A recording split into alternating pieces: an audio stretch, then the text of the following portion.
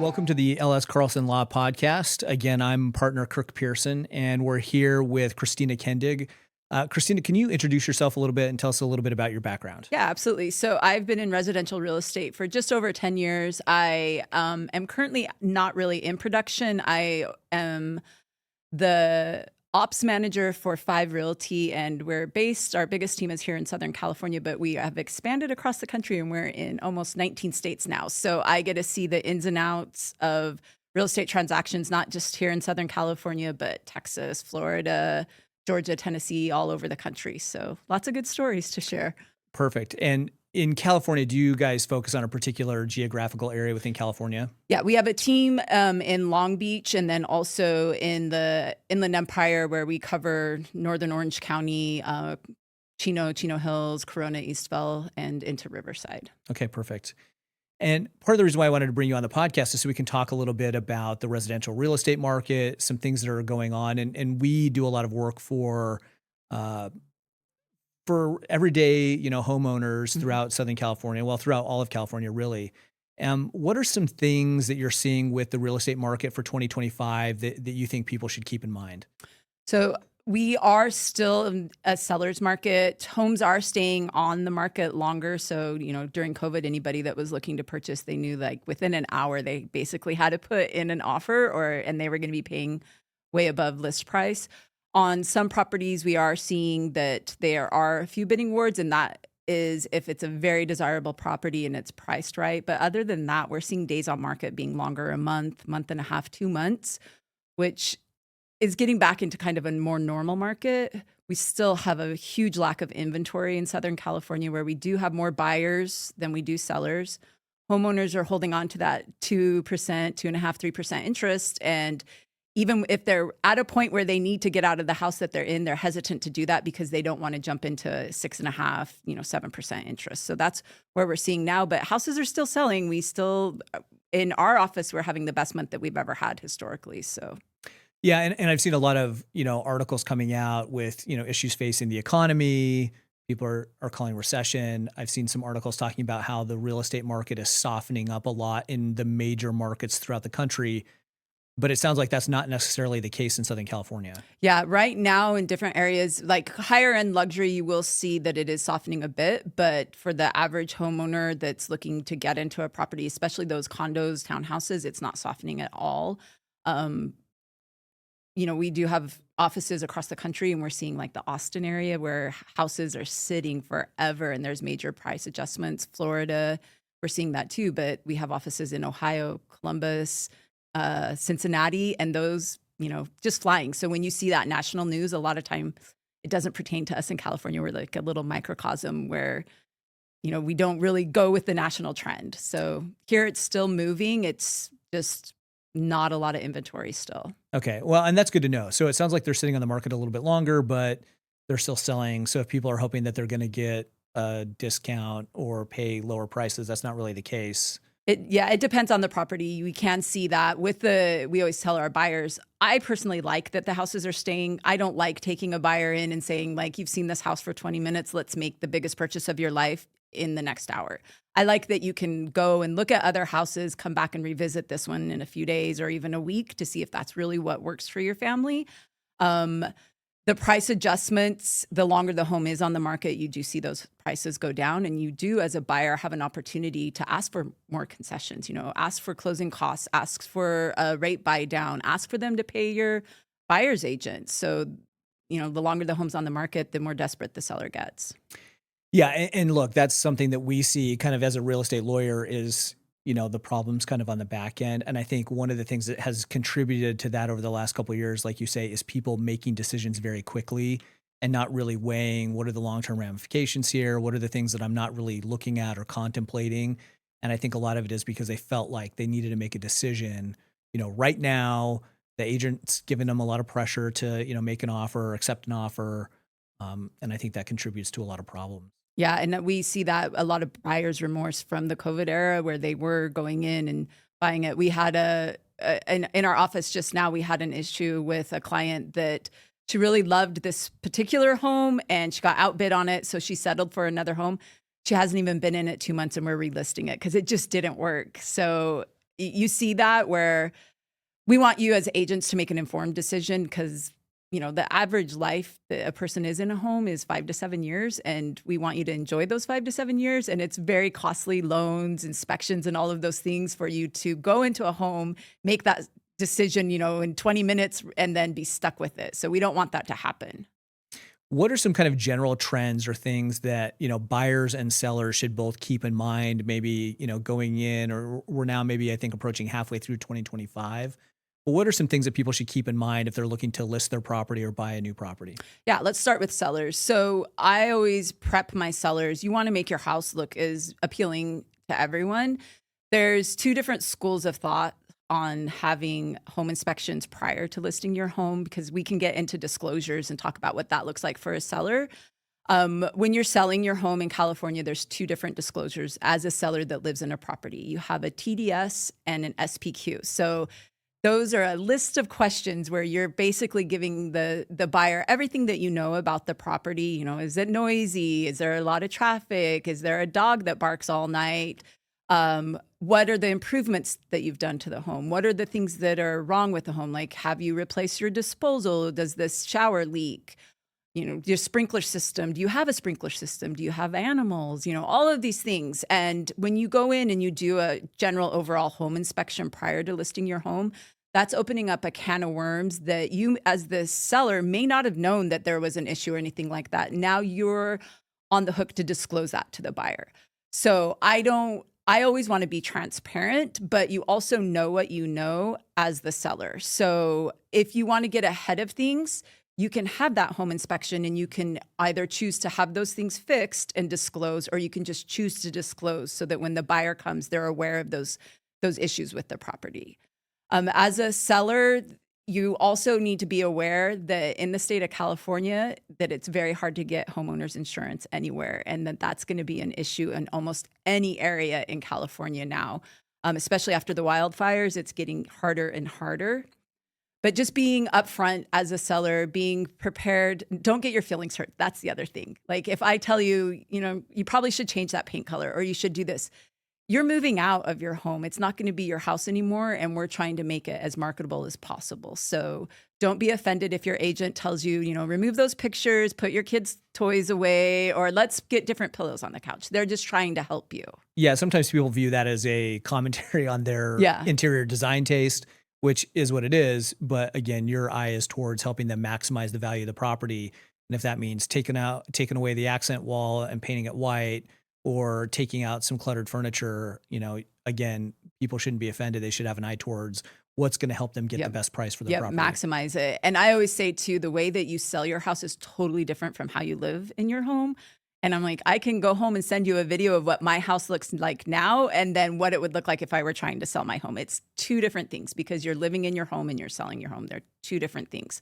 So don't get sad if we're like, oh, take out grandma's pipe organ. We don't need that in here. It's, making things difficult to sell. Yeah, exactly. And smells, that's another big thing. Don't be offended. Like we will even ask you, like if you have pets, if you have cats, take the litter box, change it more often. Cooking smells, like cut back on the, spices and other things in the oils. And for the love, do not cook fish the night before your open house, please.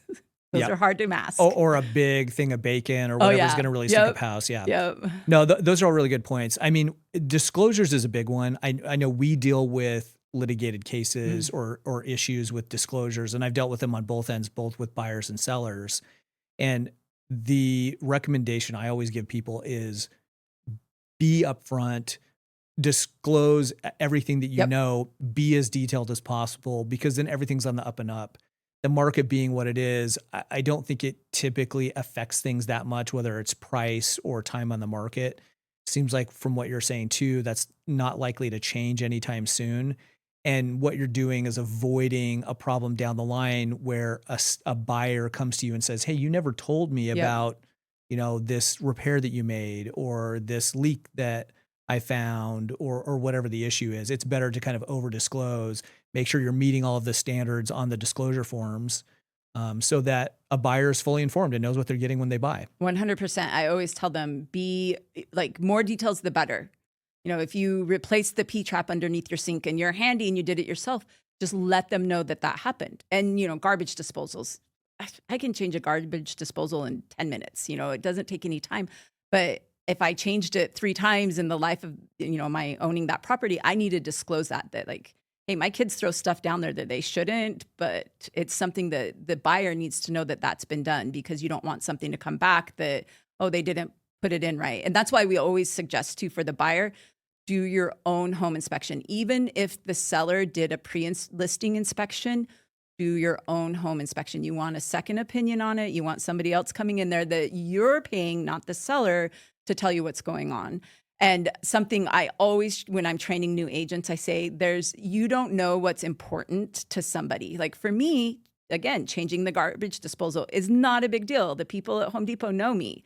Like, oh, here's your Badger, let's go. I can do it. But for somebody else, that like my mother-in-law, for example, that would be the end of the world to her, that she has to replace the garbage disposal. And that may be, like a deal breaker for her. So don't discount what's important to somebody, but at the same time, disclose so that they can make that educated decision before. Yeah. And we haven't really gotten to buyers yet, but I think, the disclosure thing is such a huge deal that, both buyers and sellers need to keep in mind that the most common purchase and sale agreement that's used is a California Association of Realtor forms. Mm-hmm. They're just kind of well-established forms that have, fields that get filled in for each property.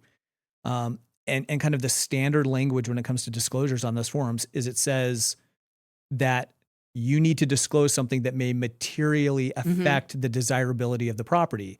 And that's a pretty subjective standard, right? Because what may be material for the seller is not material for the buyer and vice versa.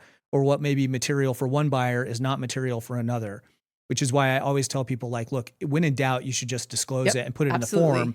Because if you're selling a $3 million house and you made a $1,000 repair, is it really material? Maybe, maybe not. It depends on the buyer.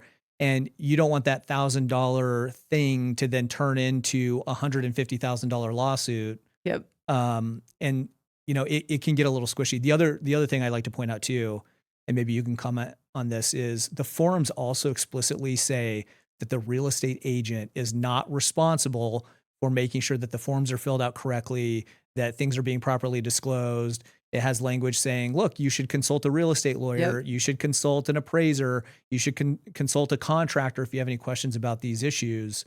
And I think very often people do rely and want to rely, and properly so, on their agent to help them know, should I disclose this? Should I not disclose this? How should I word this?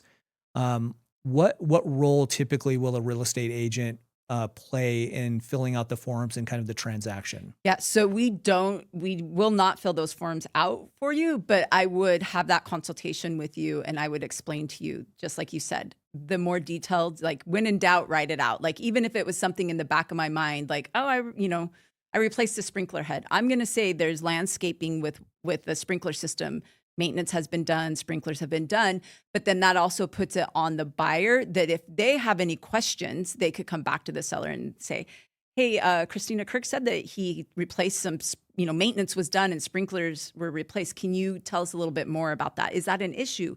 Does he have an area where the pipes keep breaking because there's a ficus tree growing into it or something like that?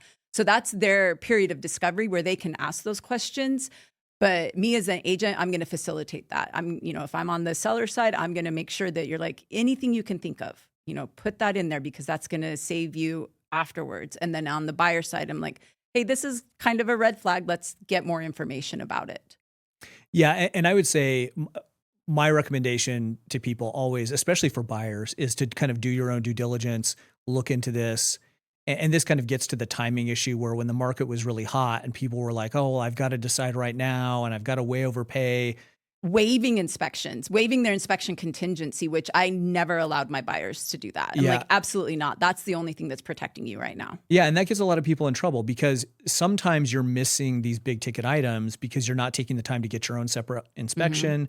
You're not taking the time to maybe call a real estate lawyer to kind of say, hey, look, this is something that is cause for concern. What should I do about this? What are my options? And, look, a home is one of the more expensive things you're going to purchase. You want to make sure you're making a good decision and you're not just moving forward because you're worried you're going to miss out. I mean, there's other homes out there. Always. Yep. And it can take a long time to find the right home. I've talked to people even recently that are like, oh, it took me a year, it took me 18 months to find the house. And absent some kind of dire circumstances, that's probably good because you Yeah. want to make sure you're getting the home that's going to work for you, that has, the least amount of problems or problems that you understand and can deal with. And sometimes it's worth spending the money on the home inspector, on the lawyer, because the real estate agent is there to help the transaction. Hmm. They're not there to help make sure the forms are filled out correctly. They're not there to make sure that the construction was done correctly. There's other people that need to be involved in the process. Well, and we even have, as an agent, I can't give you legal advice. I can't give you, tax advice. I can't give you construction advice because I'm not any of those things. Right. So I can direct you. I could tell you like, hey, go talk to him. Go talk to, a general contractor. I've had clients that were selling their home and they'd put in a whole house fan, and he's in the construction industry, but they didn't have a permit for it. And they were they didn't like that the buyer had requested that they had have an engineer look at it. And I was like, you guys, if you were buying this house, I would do the same thing because I'm going to look out for what's your best interest. And so they had an engineer that came in and, luckily everything was okay. But yeah, you want somebody that's advocating for you. And if I'm trying to tell you that I know these things, even, hey, I worked for a construction company back in the day, but I have no right to tell you that like, this wall, knock, knock, knock, it's not load bearing, take it out or you'll be okay. Looks like this was done right. No, I'm going to say, let's get somebody in here and have a look at it and make sure that it's okay before moving forward. Yeah. And look, those things are expensive. There's no doubt, hiring a home inspector or hiring a contractor or an engineer or a lawyer, these, a tax professional, but it's better to spend that money up front. Yeah. Make sure you're not getting yourself into a bunch of trouble later on. I was contacted by an LA Times reporter last year to kind of comment on some issues that were coming up in Northern California, but it's happening kind of all over California. And what's happening is with the market being so hot, people are jumping in and buying these properties and then finding out that there's some serious problems. And what kind of kicked it off is in Northern California, people are buying these big agricultural properties, not realizing that they'd been used to grow weed. Mm-hmm. And then the local counties were coming in with, a bunch of citations and things to resolve these pot grows that were taking place. And these property purchasers were like, well, wait a second, is this my fault? Is this my problem? And part of it is they didn't really fully investigate or do their due diligence to see like what they were getting into. And sometimes that comes with a big price tag. And when you're the property owner, the buck stops with you first. That doesn't mean that you don't have recourse against the prior owner or maybe somebody else, but the initial stop is going to be with you. And so you really got to make sure that you're educating yourself and that you're, getting good people to help you out. One thing that I've seen a lot too is with home inspectors, there's good, bad, and mediocre of everyone. That includes real estate agents, lawyers, home inspectors. So you want to make sure that you're hiring somebody that you can trust, that is good, that's been vetted, so that they're doing a good, thorough inspection. And that's why, again, for buyers, it's a good idea to get your own because who knows how good or bad or otherwise the seller's person is. Yeah. And I've seen huge disparities on the back end of these transactions where there was a seller's home inspection and the buyers get theirs, and there's a failure to disclose lawsuit brewing because the buyer's report shows all of these things that are wrong with the property that were not disclosed and that were not in the seller's inspection report. And, that can be very expensive to fix, and it could result in a really expensive lawsuit. Yeah. That's what we always, we have people that we work with, and it's not always the most expensive one that's the best inspector because we had some inspections done by a company and they were horrible. Like even me with my untrained eye, I'm like, really? You're not seeing what I'm seeing here, But then we have like the medium range and that they do multiple ones. And what are they saying that they're going to, like, are they like, hey, I have E&O insurance, errors and omissions insurance that's going to cover me in case something did come up that I should have caught in the home inspection? Like, was there a leak behind the wall that everybody can clearly see that there's something growing there in the baseboards? And like, true story, I had that happen in one of my homes.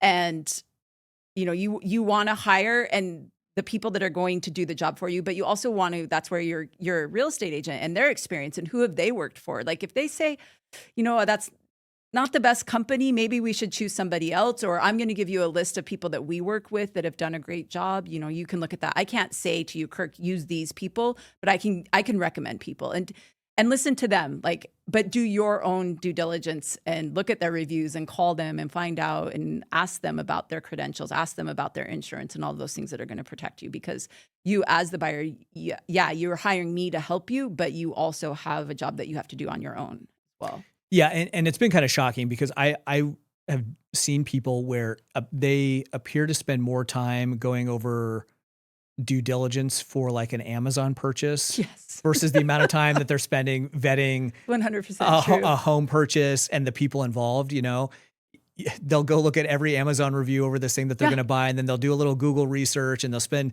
days and weeks kind of, you know, It'll be in their cart forever. Yeah. right. And then they're making a decision about purchasing a home in like hours or days. It shocks me every day.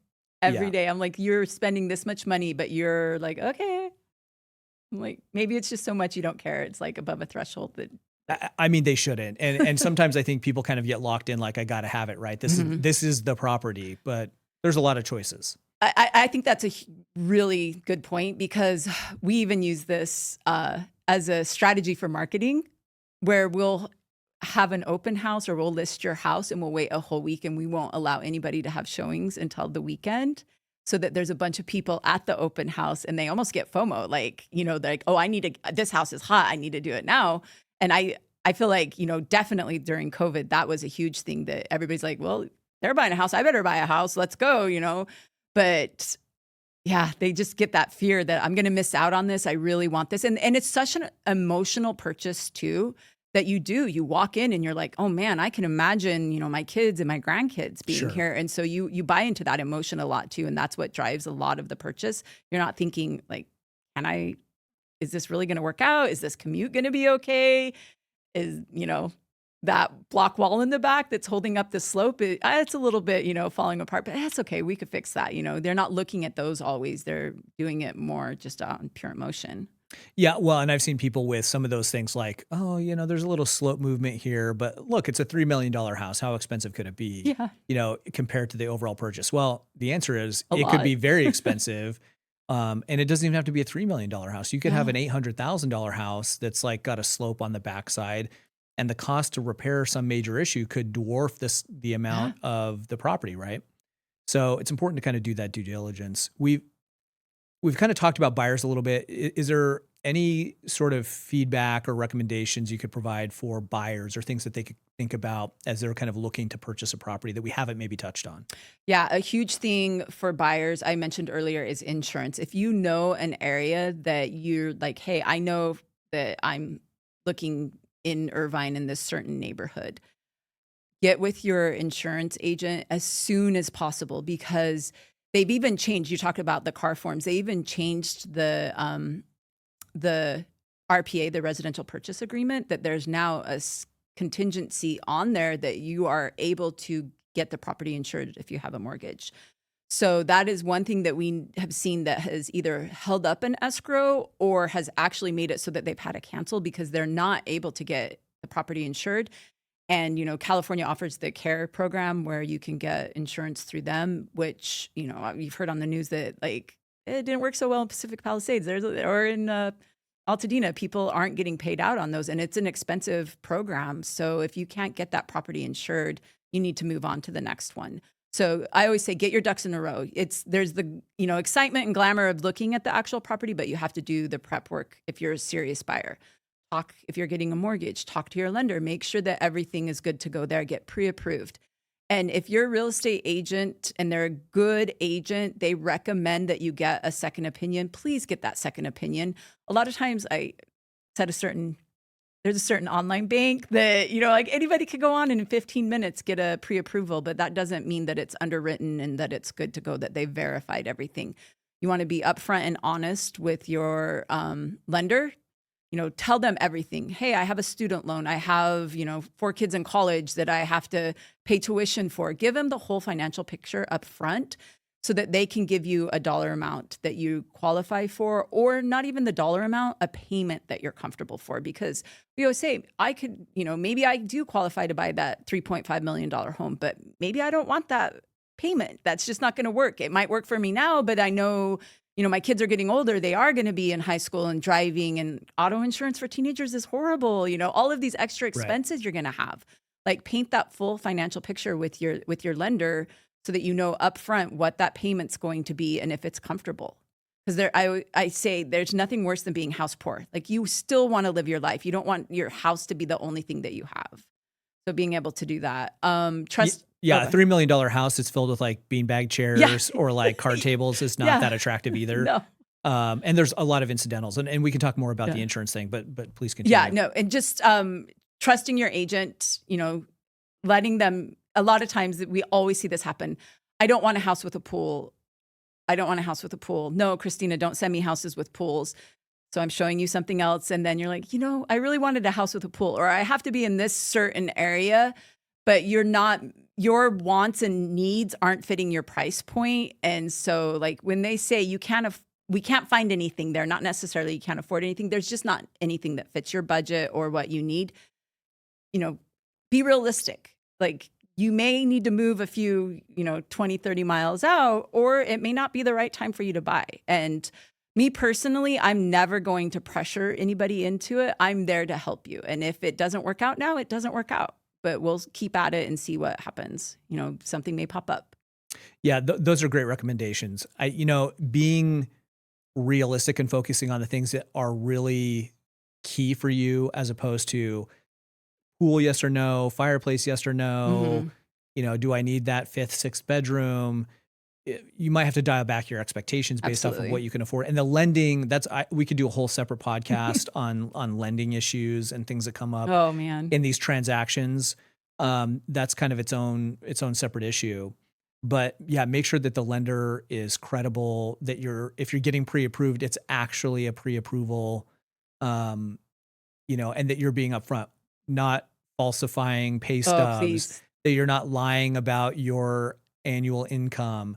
That can create a whole mess of issues on the back end where you're just so focused on getting a property that you will do or say anything to get it. That is not going to help you. It never works out. I will tell you that you will always be found out. They will do a verification of employment, and please, for the love, do not quit your job 2 days before funding. They'll do another verification of employment before that. So or go buy that brand new Mercedes. Yes, please, no major purchases. Don't even buy any furniture unless you're paying cash, and don't buy anything until that's done. We've had it not work out because somebody went to and financed a whole house. You can be in the cardboard boxes and beanbags for a few days.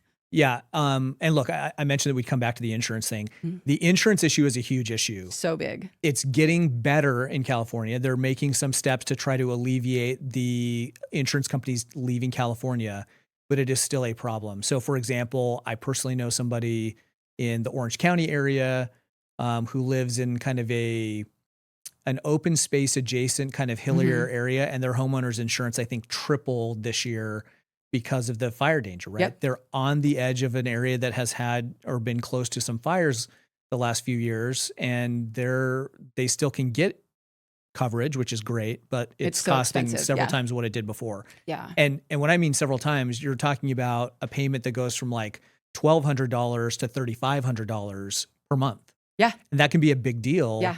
When, you might be already on the cusp of something that you can't afford, and then suddenly your insurance bill goes way up. Yeah. So those are things that you need to kind of contemplate, right? When it comes to the places where you might be looking to buy. If you're in Portola Springs, East Vale, Rancho Santa Margarita, Aliso Viejo, Ladera Ranch, some of these areas in kind of Orange County, the Inland Empire or kind of West Riverside County areas where there have been fires recently. And even LA County, in the hills kind of from, Pasadena, Glendale on up to, Sunland and Silmar, those areas have had a lot of fires and the insurance is going up. So you have to contemplate not just what it could cost now, but what it may cost 3 years from now, 5 years from now, 10 years from now. Well, we've seen it too, where they had insurance and they've been dropped. Like, we've heard that on the news. We've witnessed that happen. I have one of my agents in my office that owns rental properties, and he got notice that they weren't insuring them anymore. And he wasn't even in technically a high fire danger area, but he was, like you said, adjacent. Or, you know, we've had homeowners reach out to us, hey, I need a new agent. They're going to drop my insurance or they're going to raise it, like you said, flying drones over, driving by and looking for any reason, like you have a stack of firewood next to your house or your trash cans are too close to your house. My neighbors now, they had a roof washer, a power washer come out because their insurance company flew a drone over the house and there was moss on the roof. And they're like, you either clean that up or we drop you. Like, what is the moss on the roof going to do? But, you know, they're just looking for an excuse at this time. And we've seen those things that they are making it easier for the insurance companies to do business, you know, because they didn't allow them to raise the rates like at a regular amount. And that's where the issue was, you know, my first house, I think I paid $800 a year for my homeowners. My last house that I had, it was not $800. It was a lot more. So yeah, those rates are going up. Yeah. And look, you know, it's a reality. The insurance costs are going up for these companies. And that's one way that California is going to try to keep those companies here is by allowing them to raise their rates. It is just a new fact of life that things are going to be more expensive. Well, just the cost to replace and repair has gone up as well. Yeah. What are some other things that buyers should keep in mind, and maybe even sellers too? And I guess one thing that I'm thinking of too is as far as, you know, hiring or finding an agent. What are some things that our buyers and sellers should keep in mind? Yeah. Interview. I'm never offended or hurt if you say you're going to talk to somebody else. I recommend it because I want you to find somebody that is going to work with you well and is going to protect your interests. And if your listing agent is not doing a seller's consultation with you where they're laying it out, telling you exactly how they're going to list your home, how they're going to market your home, and the process, then that's a red flag. You need to have somebody that's going to tell you what's going to happen. And buying and selling homes has changed even since, you know, August of last year because there was a settlement and the way that we do business in the state of California has changed. If they can't answer those questions or tell you about it, if they don't bring it up at the very beginning, okay, Kirk, are you aware, you know, what's going on in real estate and the lawsuit that was settled last year? Like if they're trying to hide that or dance around it, move on to the next one. Like they should be able to tell you what happened and how it pertains to you as a home, like as a seller and as a buyer. As a buyer, if they're not having a buyer's consultation and telling you how exactly they work, what they're going to do for you, what you need to do, you know, we talked about the lender and all of those things, what all the steps are, then you should move on to somebody else. Because if they can't even articulate to you what their processes are and how they're going to work for you, they're not going to do well in the transaction. Yeah, I think some of the things that I see from a legal perspective on some of these transaction cases that end up in litigation, there's two things that crop up frequently as it pertains to the kind of agent buyer-seller relationship. One is dual agency, where you have the same agent representing both the buyer and the seller. Well, that is legally allowed, you know, and it's the agents will frequently paper it appropriately. You know, it's identified in the car forms properly. It's a red flag for me because typically that person is automatically conflicted because they have obligations and duties to both the buyer and seller. And frequently when I see shortcuts or problems with the transaction, like disclosures weren't done properly or information wasn't shared, it frequently is a dual agency thing. And I'm not saying it doesn't work out great. And I'm sure some great agents out there that are excellent with dual agencies, but that typically is a red flag for me. And so if you're a buyer and the seller's like, no, just use our agent, I would think twice about that. And I would definitely do more due diligence and probably contemplate getting your own separate agent if you don't have one already. And then the second thing is the friend family discount agent. And we kind of talked about this before I think we started recording, which is, you know, look, I'm sure if your mom, boyfriend, cousin, uncle, aunt, you know, best friend, whatever, dabbles in real estate and has their license and does it on the side, they may be great. And I don't want to say don't use them because they might be great, but I have also seen issues with that where it's not their full-time job. No. They're not as involved. It is a little thing they do on the side. And just because somebody has their license doesn't necessarily mean they're going to serve your best interests or are fully informed. and are going to be, really well qualified for whatever the transaction is. So be cautious of that. 100%. Yeah.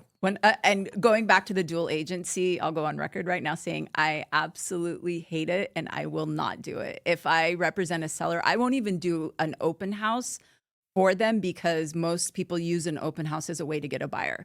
I'll connect you with my best agents in my office and I'll bake the best cookies and put out the best signs for you, but I'm not going to be in that house representing you because I'm not going to represent a buyer. In California, dual agency is even considered if you're with an agent within the same brokerage. So you and I both work for 5 Realty and I have a listing and you bring a buyer, that's still dual agency. But most people look at it as you do, where it's I'm representing the buyer and the seller. And it's my fiduciary duty. I take an oath and do all of my things with NAR and all the boards and stuff saying that I have fiduciary duty with my client. But you're right. How am I going to have that when I'm representing both of you? When we bought our first house, we didn't know what we were doing. We went in an open house. My father-in-law's like, this is the one, let's go. It's a mile away from him. He's just looking at the grandkids thinking this is great. Yeah. And we used the listing agent. And we were fortunate in that he was very professional and we did have a great experience. And he actually cautioned us about certain things and recommended that we get different reports and do things like that. So we had a fantastic experience. But just like you, when I see a transaction go bad or we have issues, it's when there's been an agent that's doing dual agency. It's not worth it. I always say that it's not worth the commission. It's not worth any of it. You just can't represent both of them fairly. How can I negotiate against myself? Because, if I'm representing you as the buyer, I'm going to be a bulldog. And if I'm the seller, I'm going to be a bulldog. How do I negotiate these repairs when I'm representing both of you? Yeah, because at the end of the day, you're getting paid by commission. Yeah. And so your interest is vested in how much it's selling for. Yeah. What are some other things people should kind of look out for or keep in mind when they're hiring an agent or using an agent? Yeah, you want somebody, again, we touched on that's their full-time job. I can't tell you, we deal with Zillow and we'll get a lot of people calling and wanting to see a house and they'll tell us, oh, well, I have an agent. Well, where's your agent? Why are you doing your agent's job? I'm like, if this is your first time looking at a property and this is the first time you've clicked a button, fantastic. I'm excited to work with you and I want to walk you through everything. But if you've been working with John down the street for 3 months, why are you reaching out, looking at properties and requesting showings? That's my job as the agent. And my job as an agent isn't to have you send me all of the homes that you want to see. My job is to send you homes that I think it's going to work well for you and your family because I've had that consultation. I've taken that time to know what you guys need. Make sure that they know what's going on. We touched on the settlement. If they're not asking you to sign a buyer broker agreement, they're not in compliance. They aren't doing what they're supposed to be doing to serve you best because they don't even know what forms they're supposed to be using. The dual agent, that's a huge one. If somebody's willing to be a dual agent, I always say no. Other people will be saying it's fine, but not me. I'm like with you. I'm like, not worth it. Yeah. Somebody that's pressuring you. You don't want anybody that's pressuring you. There are timelines and things that you have to do once you're under contract, but prior to when you're just looking, I'm not going to pressure you. If there's a hot property that I know you like, this is perfect for you guys, we need to get in to see it, I'm going to pressure you that way, but it's not going to be like, this is the one, let's put in an offer now. Like, I'm going to do what's in your best interest always. And if they get upset, if you decide to hold off or anything like that, don't go back to them. Like it's a good agent is looking out for your interests and what's best for you and your families. So they should not pressure you into anything. Yeah. They're not focused just on their commission. Mm-hmm. Yeah. I want to talk about the settlement here, maybe to kind of wrap things up before we get there. That is one red flag I see too, is where things have gone bad. There's almost always an email chain or text messages where it's just pressure, pressure, pressure. Close now, sign this. I need you to get back to me. I want you to buy this. And the agent clearly from communications is interested in just like getting that transaction closed and done right away because they just want to get their commission. Yeah. They're not really focused on, is this a good match? What, am I answering the questions? Am I responding to communications? It's all just about closing. Yep. And we do a lot of training in the office that I'm in, like Monday through Thursday, they're on role play where they're going over scenarios and different things and like how to handle it. And it's those agents that do well are the ones that are almost selfless. Like they know that they will get paid. And you can have, a few that fall off or whatever, but you know that you're going to get paid because you're doing what's right for the consumer. You'll always be rewarded. And those that we call it commission breath, that have commission breath, their deals fall apart all the time. They always fall apart because they're not doing what's best for the consumer. If somebody's having cold feet, yeah, I could talk to you and say, well, let's talk about this. What is the issue with this? Why don't you want to move forward? And if it's something that I can solve or something I can answer for you, then I'm going to do that. And I'm going to give you, I'm big on education. Yeah. So I'm going to give you that, let you make the informed decision. But ultimately, I'm not paying your mortgage. So it's your decision. So if this house isn't going to work out and we're at a point where I can save your earnest money deposit and do all of those things, and you truly don't want to move forward, we're not going to move forward. And one thing I always say, because I'm saying one thing, I say a lot of things, but they apologizing to me. Don't apologize. It's my job to find you a property. And if this doesn't work out, don't be sorry. Let's move on to the next. Let's find what's going to work. Yeah. Be forward looking. Yeah. So I want to close. You've mentioned the settlement. Can you elaborate on what the settlement related to and what it's about? Yes. Just for people that might not be familiar. Yes. So do your own research. I'll give you the quick overview of what it was. Home sellers, traditionally, when you're selling your home, you're paying a commission. They said that it was a fixed 6% rate. And all my years, I've never been paid 6%, 3% on the listing side or 3% on the buyer's side. But they're like, why am I paying for the buyer's agent that is negotiating against me? So there was a lawsuit and it came down, and the state of California was ahead of it. I will give them that. I think it was 2019 that they changed the CAR forms, the listing, where it says you don't have to offer a buyer's agent commission to sell your home, but we recommend it because it's going to help bring people in, right? And so that has always been split. So if I were selling your home and I said, Kirk, how much do you want to pay for commission? I usually charge 3% for my fees. What do you want to pay the buyer's agent for bringing someone in? And if you said, I don't want to pay them anything, great, we're not paying them anything. Or if you said 2%, great. The total commission coming to me is now 5%, and I'm going to give 2% of my commission to the buyer's agent to cover their fees. So it came down that nope, you can't do that. The person that you're representing, the buyer, they need to pay their own agent. And really nothing has changed in California. We just need to do more paperwork now to cover that. And we mentioned the buyer's broker agreement, which is just disclosing what the agency is, that I'm representing you, you need to pay me 2%, but I'm going to ask the seller to cover that 2%. But if they don't cover all of that, that 2%, all of it, or just a portion of it, then you're going to be responsible to pay me the rest. So there's a form now that you sign, that you submit when you open escrow, that will have, just says who's paying who. And it's interesting because across the country, the different ways that they handle it, some states, they still show on the multiple listing service that there's a buyer's compensation.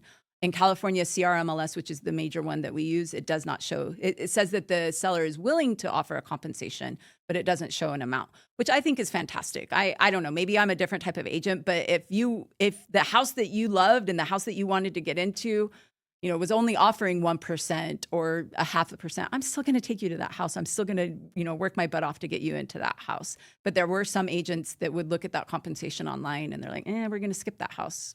So. Yeah.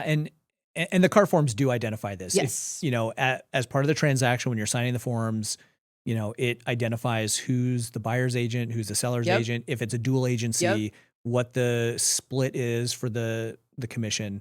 All of that is in the documentation. So I can't tell people enough. You need to pay attention to those documents. I was just going to say, please, please, please. You asked about recommendations. Please don't sign anything without reading it. And if you're an agent and you're at a listing and they're not going over the contract with you, they're just sending it to you to sign, that's another red flag for me. They need to explain what's happening in there. Yeah. And look, if it's a really expensive property, go to an attorney. Go to an attorney. I mean, Please. the transaction documents can be inches thick sometimes with all the documents together because there's, mortgage, there's insurance, there's just the CAR forms. And there's 1,000 different forms. And a There's lot. so many. And again, going back to, I can only tell you what I can tell you as an agent. So, your mortgage, you need to go to your accountant, you need to go back to the mortgage lender, like those sort of things. I can direct you who you need to talk to, but please don't sign anything without reading it. And if you have questions, seek that professional. Yeah. And that was hyperbole. There's not literally 1,000 forms, but but it's close. I think it's up to 850 now. No. Yeah, there's a lot of forms and it's a lot of pages. So it does is. take a lot of reading. You need to know what's in those documents because all of that stuff is relevant to what may happen if there's a problem. Mm-hmm. People are always willing to just sign stuff where it's like, look, if I want this house, I just got to sign this, which is great. That is true. But you have to understand what the downstream effects of that might be if a problem comes up. That's where a good real estate attorney can come in, or a tax professional, some of these other professionals we've talked about. The agent is only going to be able to go so far in their explanation of things and what the effects of that may be. And sometimes it's helpful to kind of have a good real estate attorney that you can call or consult, as part of the transaction. I know some people are like, oh, they want to send it to their attorney and they get bugged by that. I'm like, oh, what a great client. I love that. Please ask so that and also so that the attorney can reaffirm what I'm telling you is true. So I love that. And look, a good real estate attorney isn't going to want to just suck all the fun out of it or blow things up. They're going to want, good real estate attorneys like me, I think are practical, right? We understand what the goals or objectives here. We're here to just provide some feedback or recommendations or options, or point out red flags or things that you want to think about. It's the same with having a good agent or a good contractor. They're going to be there to help facilitate and make things easier for you, not there to cause problems, to just charge you more money. It's really to help. Yep. Well, thank you. I appreciate you taking the time to come talk with us. Hopefully this is helpful to our podcast listeners, but there's a lot of things people should contemplate as part of the residential real estate transaction process. Like I said, maybe a later podcast, we'll get into the lending issues. But focusing on having a good agent, asking the right questions, taking your time in the transactions, that can make things run way smoother and avoid a lot of problems on the back end. 100%. If people want to get in touch with you, how can they best contact you or where you work? Yeah, email is always best, and it's Kristina with a K at fivrealty.com. Okay, and that's Kristina. Correct. All right. Testing my spelling skills. You're but great. Thank you again. Appreciate you being here. And look forward to talking to you soon. Yeah, absolutely. Thank you. Bye.